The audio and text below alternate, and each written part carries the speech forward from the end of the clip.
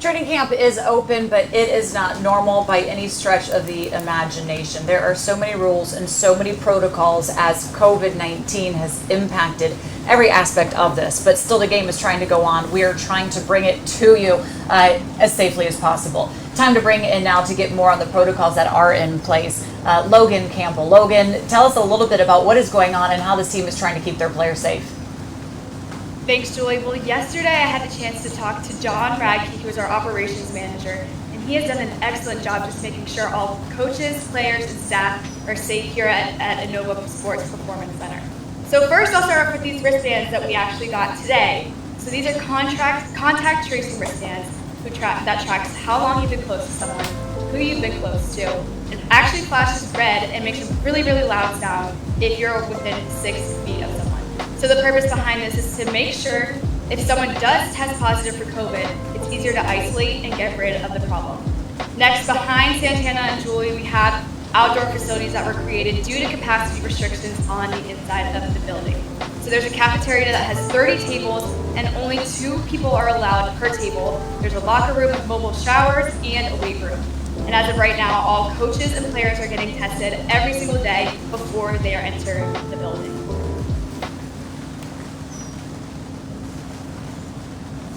All right, so yeah, look, we were just given those little things earlier where you can't be 6 feet away from somebody. That's in Tier 1 and Tier 2, so that's making sure that we don't get to any of the players at all. Tell us though, do we have any idea kind of how they're setting up the locker room, the weight rooms? I mean, if you look back here behind us, Logan, there's a whole bunch of tents going on. Tell us a little bit about the reasons for those. So the reasons behind that is because there are capacity restrictions on the inside of the building. So that's just to make sure that people can get their workouts in, get their showers in, and also a lot of the buildings on the inside, the rooms on the inside, we're taking for meeting rooms instead of what they're usually used for. So for example, the auditorium is used for coaches' meetings. They actually knocked down one of the walls to make sure the D-line can all be together to meet together. So the reason those are built in are so everyone can get in and get their job done in a timely manner. Do they have the locker room? Like typically if you go into locker room, you have the running backs in one area, the tight ends in the other, the quarterbacks in the same. I mean, they're breaking that up as well, correct? Yes, correct. They are.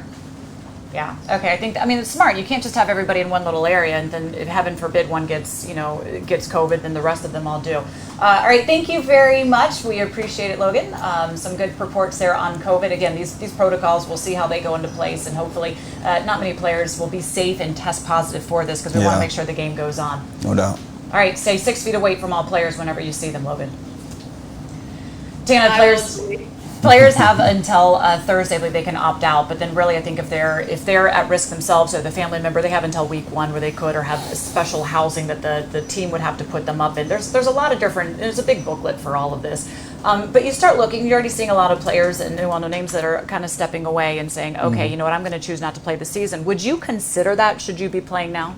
Yeah, I was asked this question before, and just what this game meant to me. I would be all in. I want to play, and the thing that I mentioned is that if I had a family member or someone that that was at risk, that I would just say, hey, I got 6 months to be away from you. I have to do what I have to do because this is what I've dreamt of doing. And you know how it is when you're a professional, especially if you're a veteran. I'm speaking for the veterans. You don't have those years are numbered, so you can't say this year isn't going to count towards what I'm trying to do, and you never know what next year might bring you. So I would take that risk and be out here, but it wouldn't be a risk to my family. I would make sure that, hey, you stay here. I'm going to treat this thing like a training camp for 6 months, and I will be away from you. And if I can be close or near, I will find a way to do so. But I want to be out here and give it my all. And if everyone else is suiting up, I want to be one of those guys. Yeah, for those players that do opt out, if they're not at risk, I think they get $150,000. Yeah. For those that maybe are at risk or have a family member at risk, they would get $350,000 for opting out for this season. So they are making sure that if they do decide that they don't want to do this because of safety reasons, that they'll be taken care of a little bit for that as well. I think another question for this, and head coach Ron Rivera's asked that, because you look at the Eagles, Doug Peterson, their head coach, tested positive, so he's having to be from home and have assistants go into place. And I mean, Coach Rivera was asked, what is your plan should one of the coaches go down.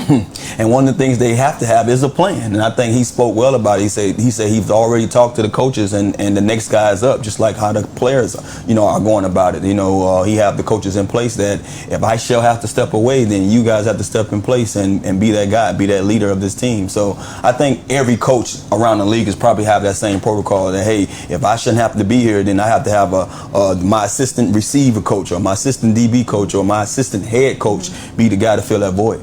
Can we be real for a second here? We're practicing social distancing, and they have those alarms, the beacons that can go off. But how natural is it for guys to go up to each other and dap each other up, want to give each other a little hug, and have to say now, like, oh, no, we have to back up? Because I've seen that. They want to go in, and they want to, it's like no more longer can you do fist bump. You're doing like air fist bumps from 3 feet away. I just look at it like this. Every guy that's here should be a guy that's tested negative, you know what I mean? And they should be able to do everything within those measures. And how long they do that, then, yeah, we can sit there and detect that. But if I'm out here tackling you, being in the huddle with you, then I should be able to fist bump you and sit and have a conversation with you from time to time because you're a guy that's able to be out here amongst all of us because of our negative test. Right. When a lot of players were first coming in for their COVID testing as well, head coach Ron Rivera is out greeting them, and he was kind of going like, who are you? Because everybody has to wear masks walking in. He hasn't had the opportunity to meet a lot of his players in person.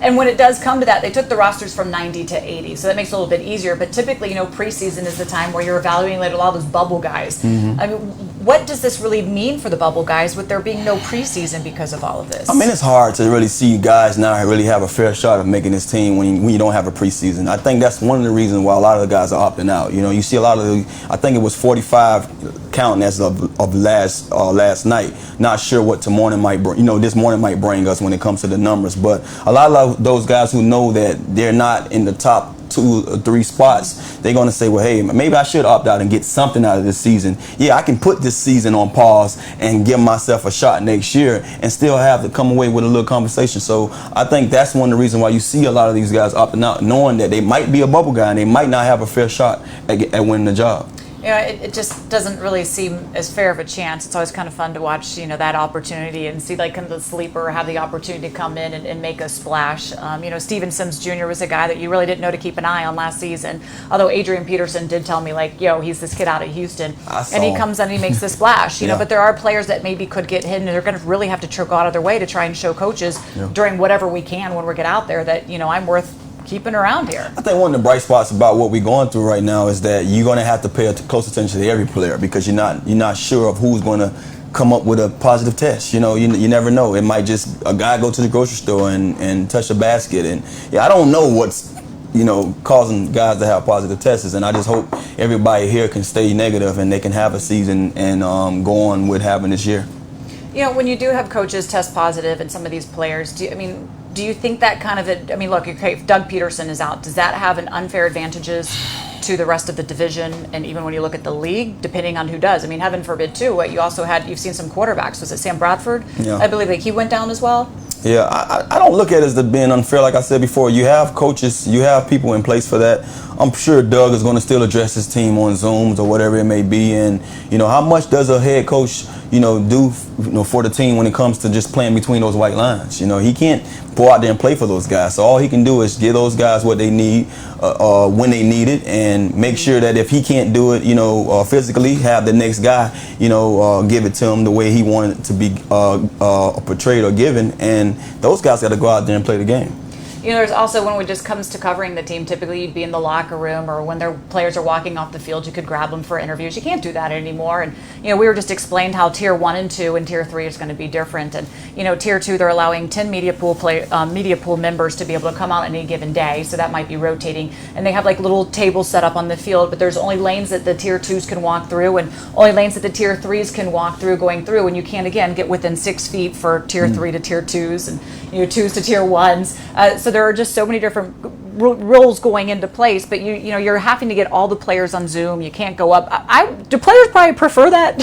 Don't get harassed by the media as much a little bit. Don't let me be the one tell it or give it away. But you were the first to slip away, weren't you? Look, trust me. Around these times, one of the things you look for during training camp, you look for having that out. That okay, this Groundhog Day is over. So I'm not sure if they like the new protocols or not, but I'm sure that this is getting old because you want some familiarity, and you want to have some of that normalcy back.